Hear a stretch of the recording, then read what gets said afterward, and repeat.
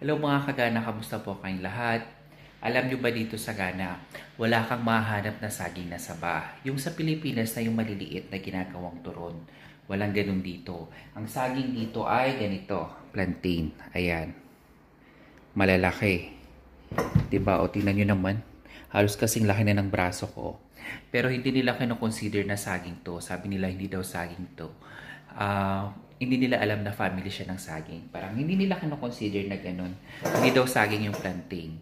Tapos meron din kami dito mga kamote, ganyan, root crops.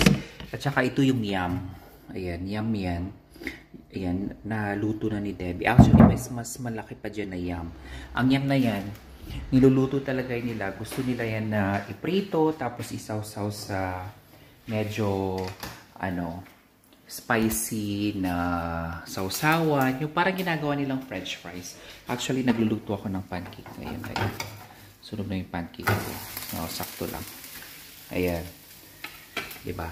So, yan yung mga minsan na binibili ko dito. Tapos niluluto. Tulad ng, sabi ko yung plantain. Tapos, meron din sila dito mga kamoting kahoy.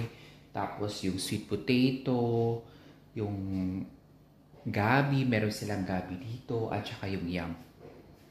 Yan yung mostly na root crops na makikita mo dito sa Ghana. Kaya kung dito ka sa Ghana, parang sa Pilipinas ka lang talaga.